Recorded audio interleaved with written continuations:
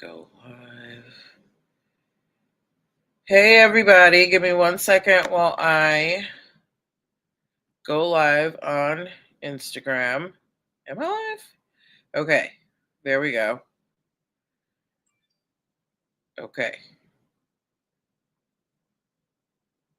Yes. Ooh, perfect. All right. Hello. Let me turn this camera around. Happy Monday, everybody. Welcome to Who's Getting Sued, brought to you by NPL Legal Dish. I am your host, Natalie Pierre-Lewis. Oh, come on, yo. Today I have added a new outlet that I am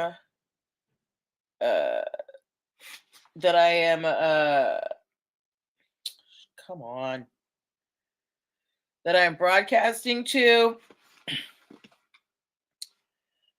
And it is called Fanbase. So you can find me there. But we are here. Sorry, I'm trying to. What do you mean you're having trouble? Okay, no. No. Hold on. Crud nubbit. Hold on a second, guys. Okay, I gotta end this.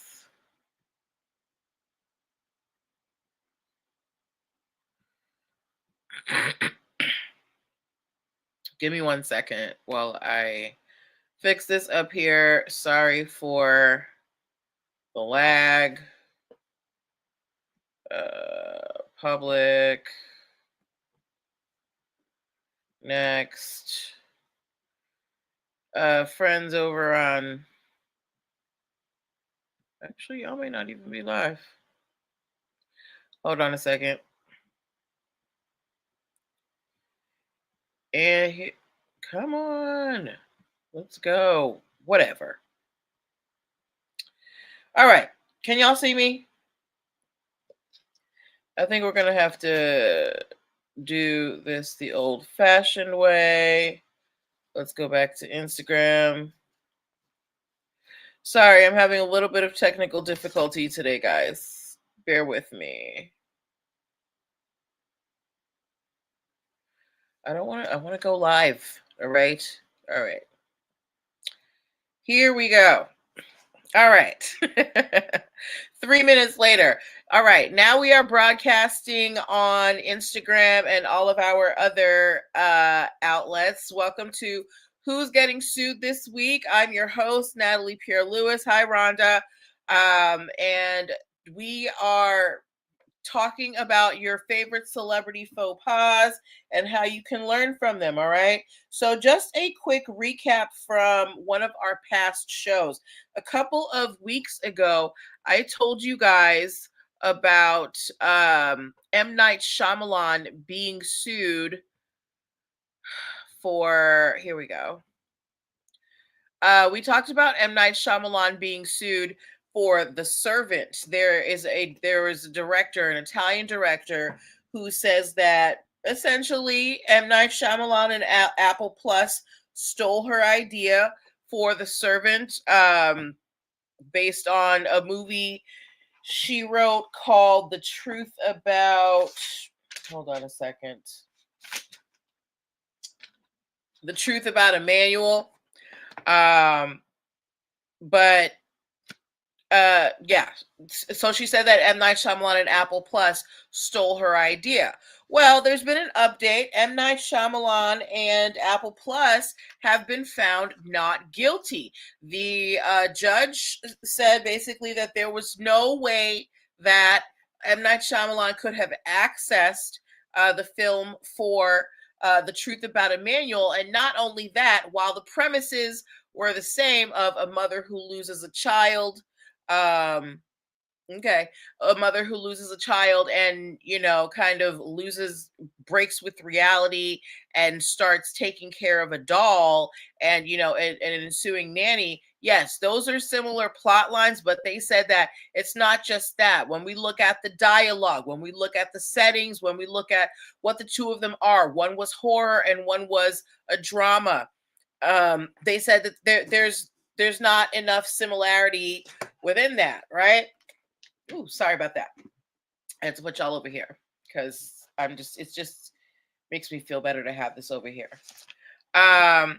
So they said, not only did they say that M. Night Shyamalan is not guilty of copyright infringement for The Servant, at first they told the director that she owed M. Night Shyamalan, and they was ordered to pay $160,000 in restitution for like attorney's fees, right?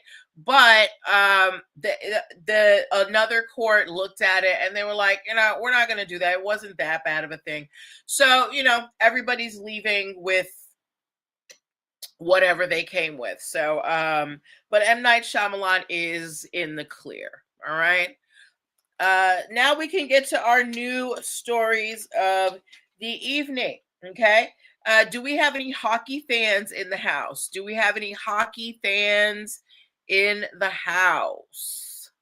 If you enjoy hockey, give me a hockey puck emoji or like no, not a hockey puck, a hockey stick. Give me a hockey stick emoji. Okay. Now, the only team I really know when it comes to hockey is the Boston Bruins, because that's the team from back home. I don't really care. Hockey, it just isn't my sport, right? So I don't really know much about hockey, but it's a big sport, right? Anyway, there is a hockey team out in Utah.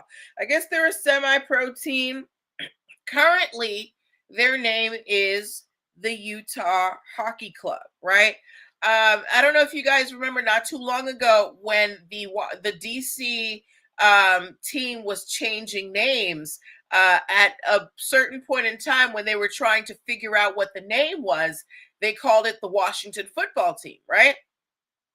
Well, the Utah Hockey Club. Let me put this up here so you can see. Stop sharing. Present. Let me put this up here so you guys can see. There we go. They're like, well, we don't want to just be known as the Utah Hockey Club. We want a legitimate name. So they went, to their fans and they were like, hey guys, what do you think would be some, some good name options for the Utah hockey team? Now, some of the options were the Utah Blizzard, the Utah Mammoths, the Utah Outlaws, and the Utah Venom. And one that caused a particular set of ears to perk was the Utah Yetis, right? So again, this Utah Hockey Club, they're trying to decide what is going to be our official name. What are the masses going to know us as? And they tried to go for the Yetis, but when they submitted the application to the USPTO, the USPTO said, well, we think that in terms of the word Yeti, there might be confusion with Yeti coolers, and that there might be confusion. So I want to ask you guys, as a savvy audience, as people who, you're in the world, you see things. Do you think that you would ever mistake the Utah Yetis, a hockey team, for a Yeti cooler? Right? Let me know what you think in the comments. I personally don't think so. I know Yeti coolers, you can take it's a cooler. Why would I mistake? Oh, actually, let me pull up the visual of the cooler so I can share it with y'all. Present.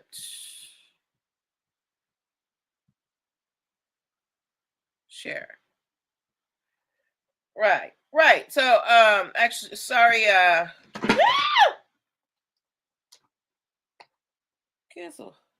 Sorry, y'all. Y'all okay? Y'all okay? I'm sorry I dropped you. But yeah, so why would I mistake this, a Yeti cooler? Hopefully, y'all can see that.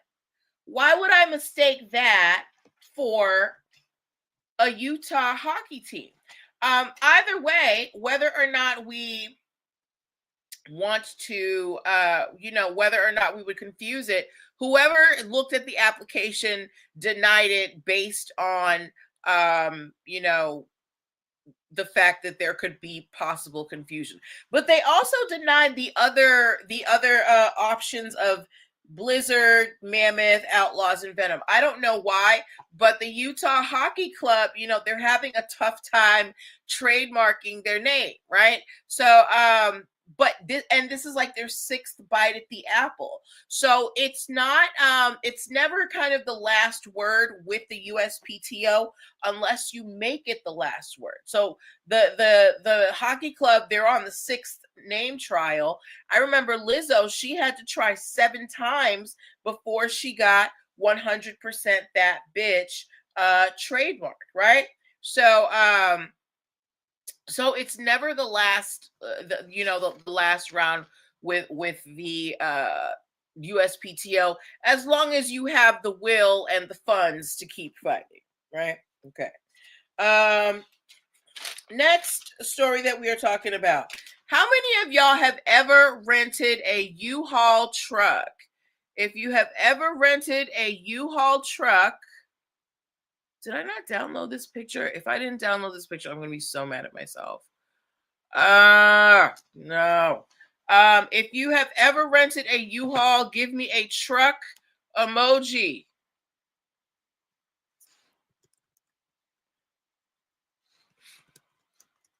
If you have ever rented a U-Haul truck, give me a truck emoji. Yeah, I remember I've had to rent a U-Haul truck. Thank you, Round Noonish. I've had to rent a U-Haul truck a time or two. I don't like driving large cars, so it was not pleasant for me. But we all know what a U-Haul truck looks like. Round Noonish, you said you rented a U-Haul truck. How do you know it's a U-Haul truck besides the name? What lets you know that it's an official U-Haul truck? Let me know. It's not just the name U-Haul. U-Haul uses a particular color, right? What color does U-Haul utilize along with their name to let you know that this is a U-Haul truck?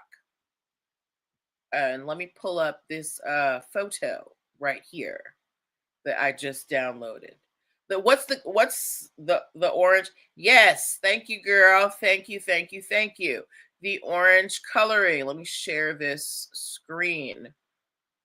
All right. I'm sharing this here. Let me make this bigger for Instagram. Sorry, y'all. I forgot. I messed up the broadcast, so you may not see everything. Okay. Right. So we all know what a U-Haul truck looks like. How many of y'all have ever used a storage space, or how many of you have storage space? Like, you may have moved somewhere and you can't fit all your stuff in the new place, so you rent out a storage space. How many of you have ever done that? Just give me a thumbs up in the comments, right?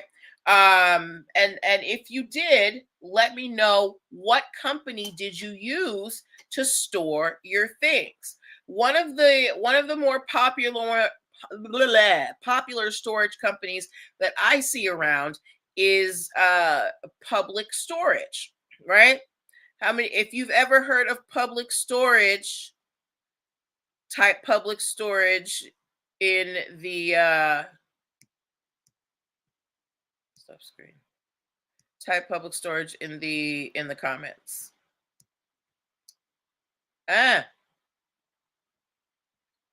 Hold on a second. Where is it? Where did hold on. I need a engineer or something to help me with this because I be trying to do everything. Yeah, why aren't you opening? All right.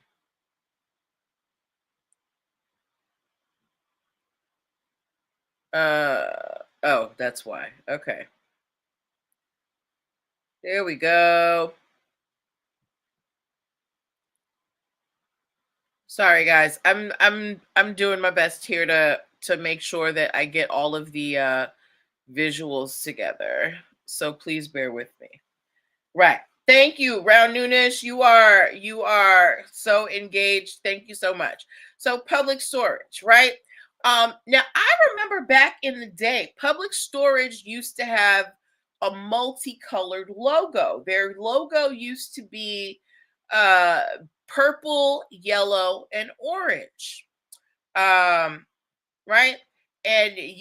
So it was very visible when you were driving along the way. I remember seeing public storage signs all over the place. However, over the years, public storage has phased out the purple and yellow in their they have phased out the purple and yellow in their logo, and they have gone strictly orange, right?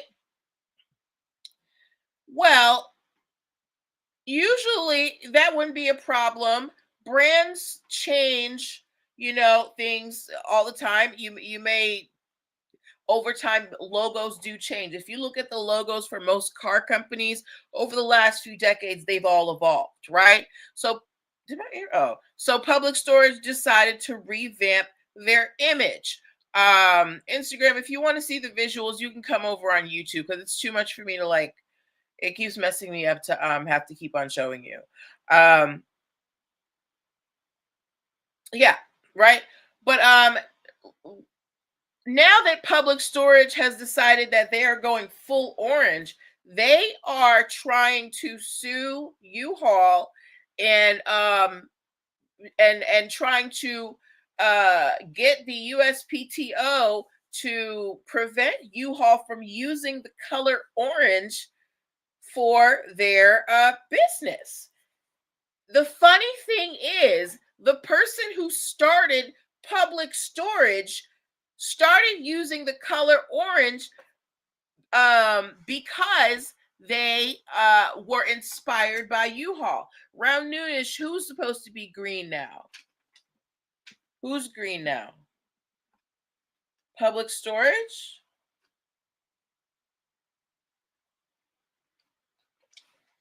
While Round Noonish lets us know what she is regarding. So now, keep in mind, U-Haul has had their style of how they write their name, the U-Haul with the orange dots. They have had that protected since 2005. Okay, Public Storage has when they applied for their trademarks for their logo, they didn't just apply with orange. They applied for multiple colors: purple, yellow, and orange. So how is it that your brand? Oh, you're thinking it's okay. That's what I thought you were thinking of because that's what had popped into my head when I thought green. But yeah, so public storage, you have applications showing that your brand colors were purple, yellow, and orange. And now that you want to go only orange, you're going to try and push U-Haul out of the way. That is some nerve, right? And plus, does U-Haul do storage?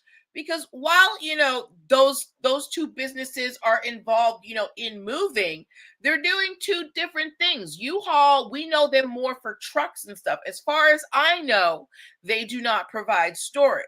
Public storage, as far as I know, does not have trucks. They don't help you move your things. They just provide you a space to store them, right?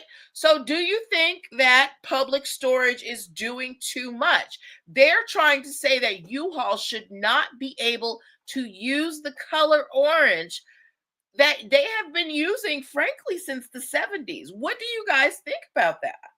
One, is there a possibility of confusion between U-Haul and Public Storage. Do you think that anybody would mistake the U-Haul company if I'm looking for a moving van or a moving truck, am I going to be directed to Public Storage? If I'm looking for a place to store my extra furniture, am I going to be pointed towards U-Haul? Because that's what Public Storage is basically saying. Do we think that there is a possibility of confusion if Public Storage and U-Haul are allowed to use the color orange? Or could there be a false association? Now, even if there's a false association, Public Storage, your owner said that he used the orange, he got inspired to use the orange from U-Haul. So where do you get the cojones to come up here and try and sue the inspiration for the orange color? Like, that's just a lot of gall in my book. But let me know what you guys think in the comments. Okay. All right. If you just popped in, you're watching Who's Getting Sued this week. I want to talk a little bit about defamation because I had about 3 different stories regarding defamation this week. Okay. The first one, where is it? Is it not here? Oh gosh. Okay, there we go. I need a technician. Okay. So StreamYard, you will see a picture of a very famous couple right now, Prince Harry and Meghan Markle. We've all heard about their history, in the press, and just particularly the British media. Prince Harry and Meghan Markle, they do not get along. The British media cannot stand Meghan Markle. They were going through mama's trash. They found like personal letters and things like that, to the point that Prince Harry filed a lawsuit against one of those publications, a publication called The Sun. He sued them for defamation and for invasion of privacy because of things that they printed about him and his wife, Meghan.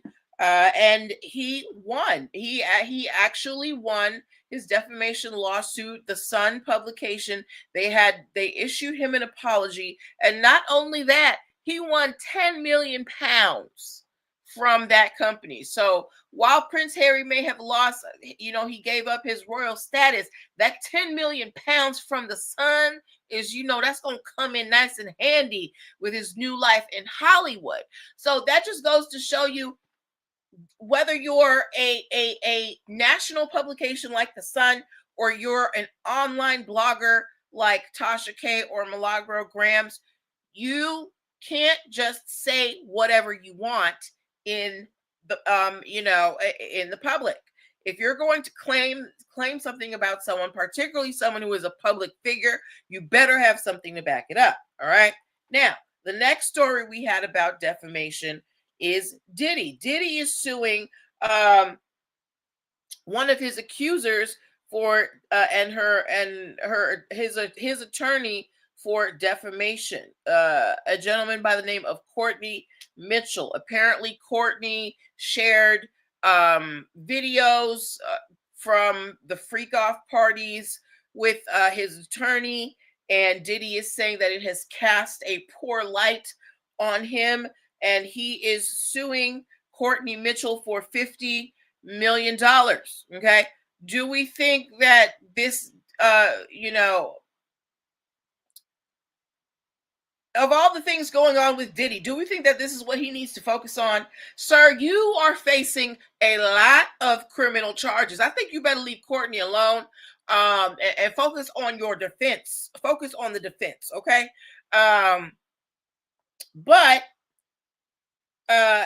Okay, so Diddy is suing one of his, I guess, what do you call that? somebody who's suing you.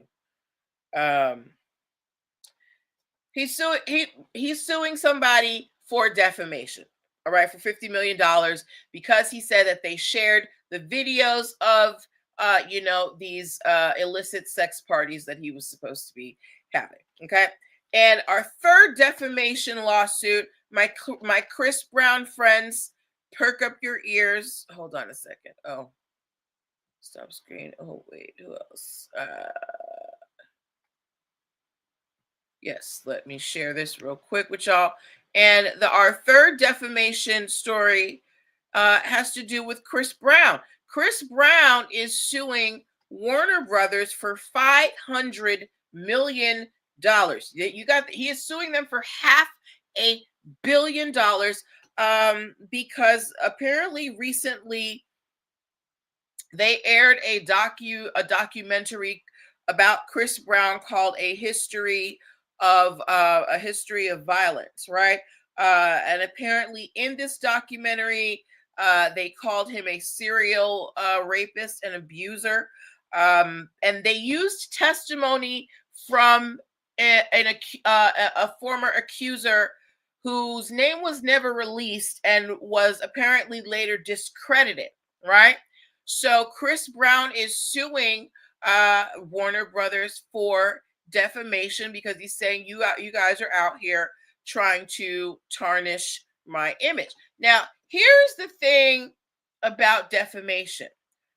When you sue someone, and I'm not just talking about specifically Chris Brown, I'm talking about all three of any defamation case, right? Is it defamation if it's true? Now, Prince Harry, it was proven that everything that the Sun was printing, it was garbage. So that's out of the way. Diddy, here we have indications that some of what you're being accused of may be true. We have accounts, right? So can you sue someone for defamation if what they are saying is true? Thank you for the like on Instagram. And then for Chris Brown, right? Now I feel like lately Chris Brown he has lain low. He's been minding his business. He might get into a kerfuffle every now and then, but I have never known, I have not heard, within the celebrity gossip files of anything about Chris Brown sexually assaulting women. I have heard about him being abusive, in the past, but I would say it's been a long time since we've heard about that. What would be the impetus for Warner Brothers to release this docu-series now? And why would you use someone's information who had been discredited, right? Are you just doing it for views?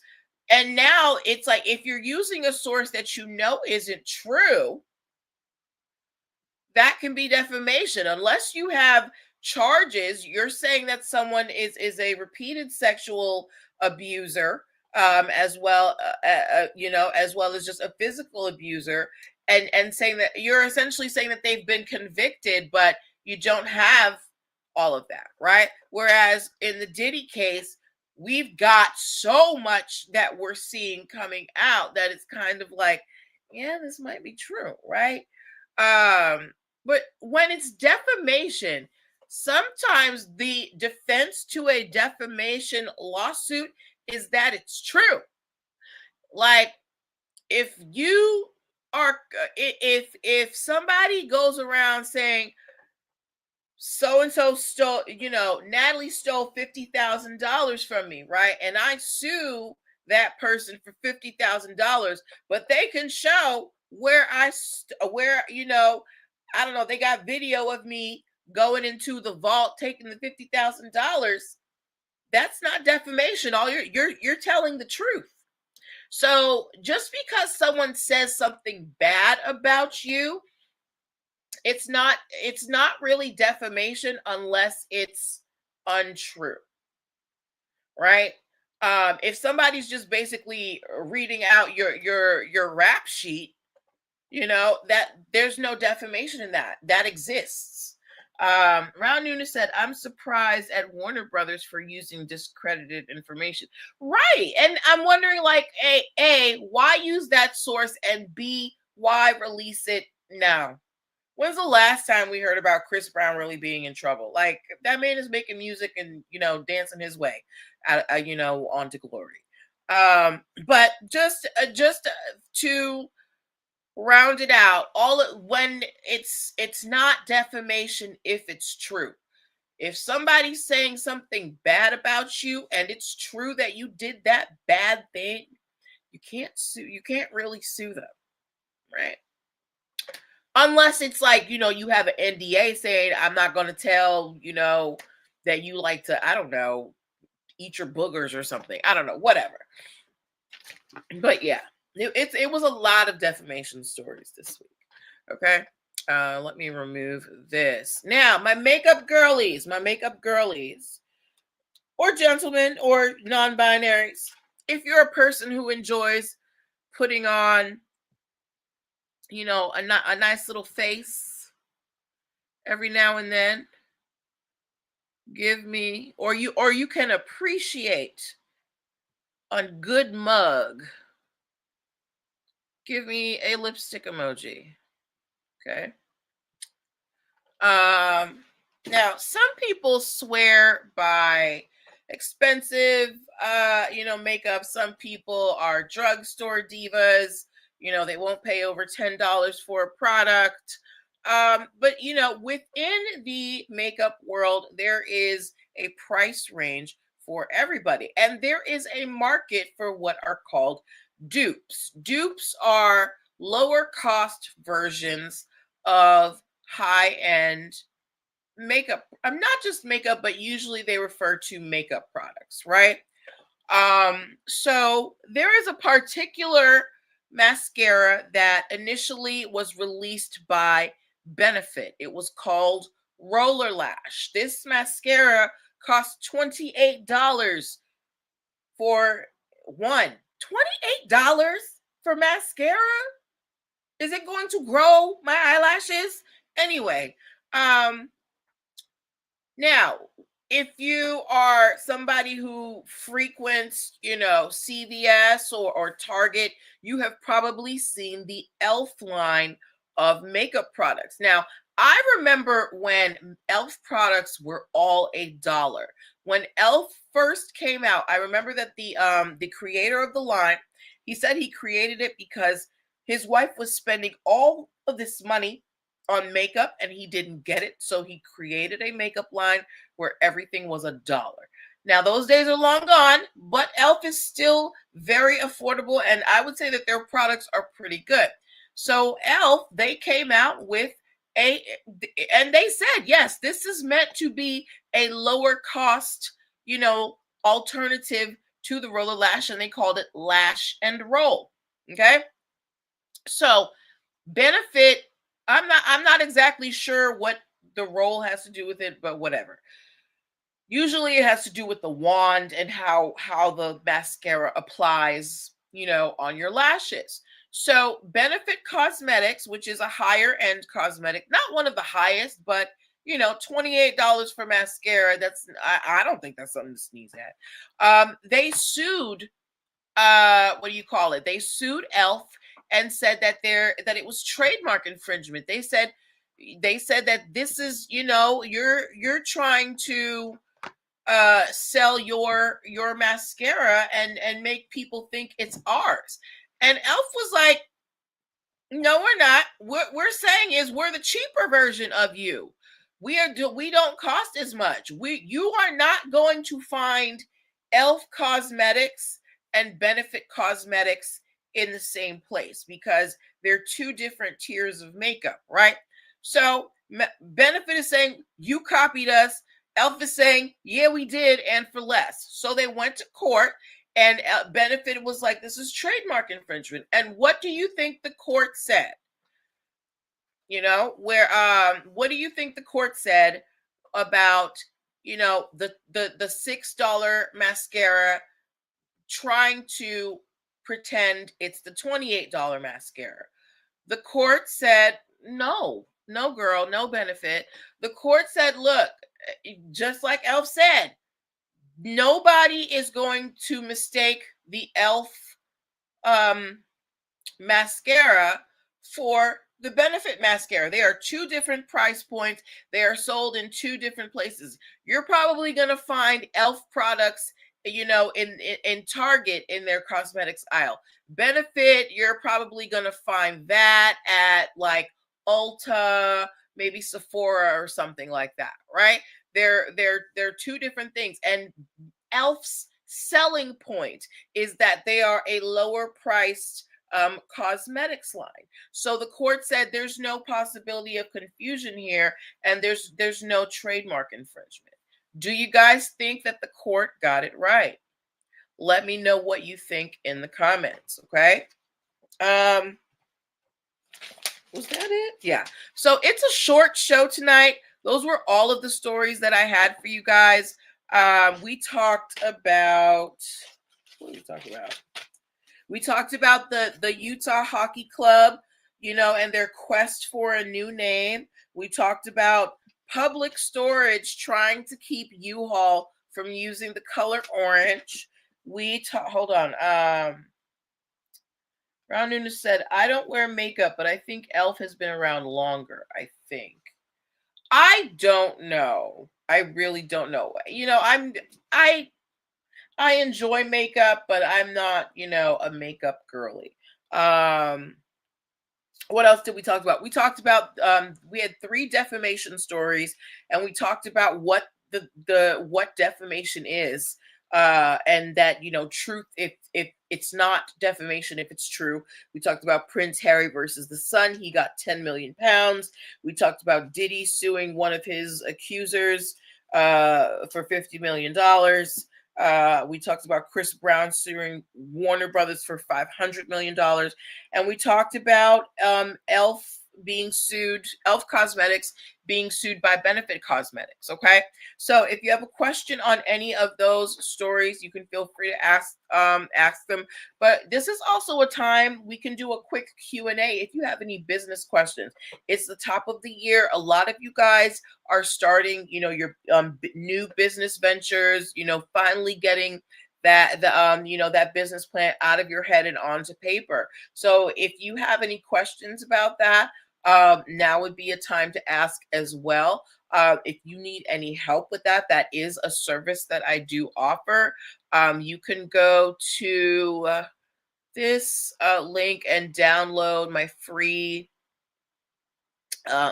biz launch cheat sheet, and that should help. That it's like a guide that's going to help you get your business off the ground in 7 days or less. As well, that same link where you can download the biz launch cheat sheet.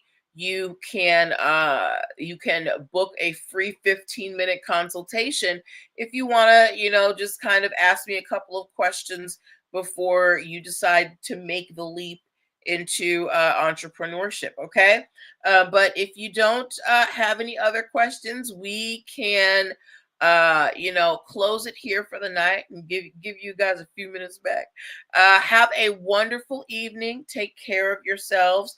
I will be back next week with more stories. And if you find anything that you would like me to talk about on the show, please send it my way. When you guys send me stories, it lets me know what I should be focusing on. Okay. So have a great night. Bye-bye.